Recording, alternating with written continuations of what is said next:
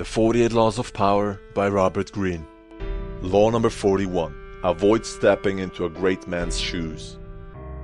What happens first always appears better and more original than what comes after. If you succeed a great man or have a famous parent, you will have to accomplish double their achievements to outshine them. Do not get lost in their shadow or stuck in a past not of your own making. Establish your own name and identity by changing course. Slay the overbearing father, disparage his legacy, and gain power by shining in your own way. Power depends on appearing larger than other people, and when you are lost in the shadow of the father, the king, the great predecessor, you cannot possibly project such a presence. But how does the son step out of the father's shadow? For one, he could adopt the ruthless strategy of Alexander the Great. Disparage the past, create your own kingdom, and put the father in the shadows instead of letting him do the same to you. This is a dialogue from the movie Alexander between Parmenion and my great etc. grandfather.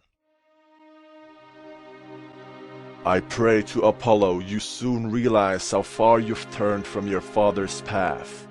Damn you, Parmenion, by the gods and your Apollo! War was in my father's guts, it wasn't overripe and reasoned like yours. He never lusted for war, Alexander, or enjoyed it so. He consulted his peers in council, among equals, the Macedonian way. He didn't make decisions based on his personal desires.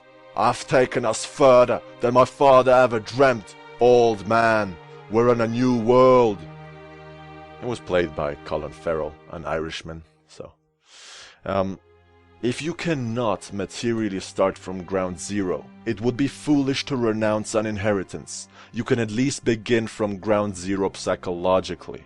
Throw off the weight of the past and chart a new direction. Recognize, like Alexander, instinctively that the privileges of birth are impediments to power.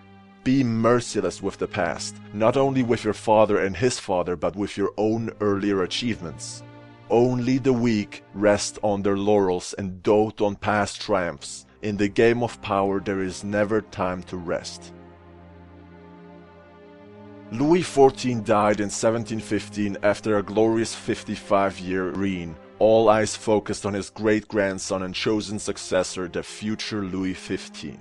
From a country that had descended into civil war in the late 1640s, Louis XIV forged the mightiest realm in Europe. Great generals would tremble in his presence. A cook once made a mistake in preparing a dish and committed suicide rather than face the king's wrath.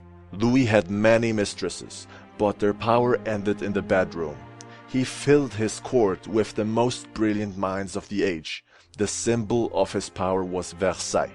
Refusing to accept the palace of his forefathers, the Louvre, he built his own palace in what was the middle of nowhere, symbolizing that this was a new order he had founded, one without precedent.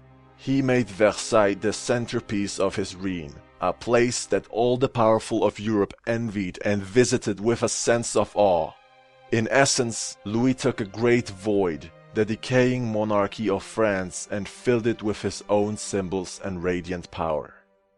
Louis XV, on the other hand, symbolizes the fate of all those who inherit something large or who follow in a great man's footsteps. It would seem easy for a son or successor to build on the grand foundation left for them.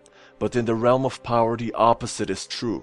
The pampered, indulged son almost always squanders the inheritance, for he does not start with the father's need to fill the void. As Machiavelli states, necessity is what impels men to take action, and once the necessity is gone, only rot and decay are left.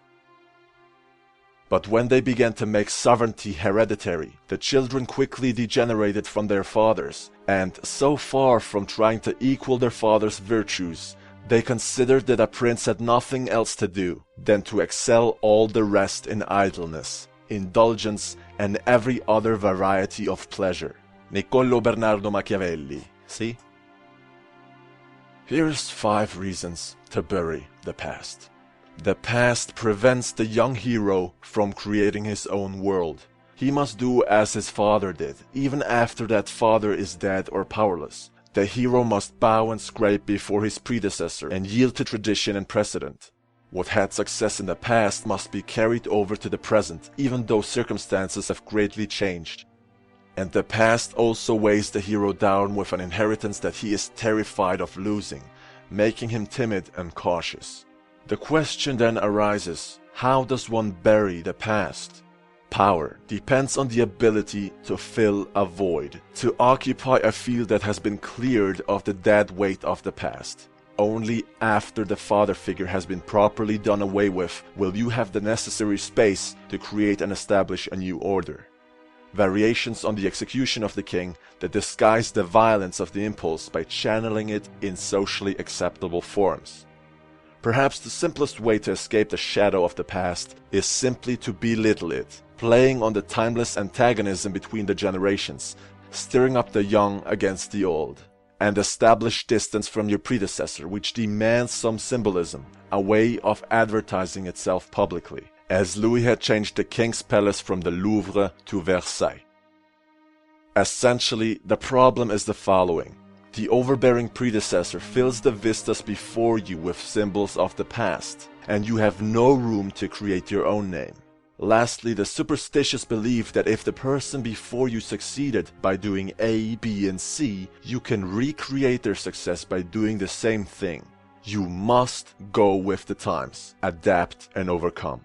This is part of the solution. Hunt out the vacuums, those areas in culture that have been left vacant. With this you can become the first and principal figure to shine, and make a name for yourself where no shadows could obscure your presence. But remember, you are your own father. Do not let yourself spend years creating yourself only to let your guard down and allow the ghost of the past, father, habit, or history to sneak back in. As always, tread lightly.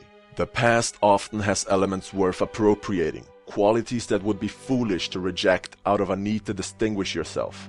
Even Alexander the Great recognized this important fact because he was influenced by his father's skill in organizing an army. Making a display of doing things differently from your predecessor can make you seem childish and in fact out of control. Unless, of course, your actions have logic of their own. Finally, it is often wise to keep an eye on the young, your future rivals in power. Just as you try to rid yourself of your father, they will soon play the same trick on you, denigrating everything you have accomplished. Just as you rise by rebelling against the past, keep an eye on those rising from below, and never give them the chance to do the same to you.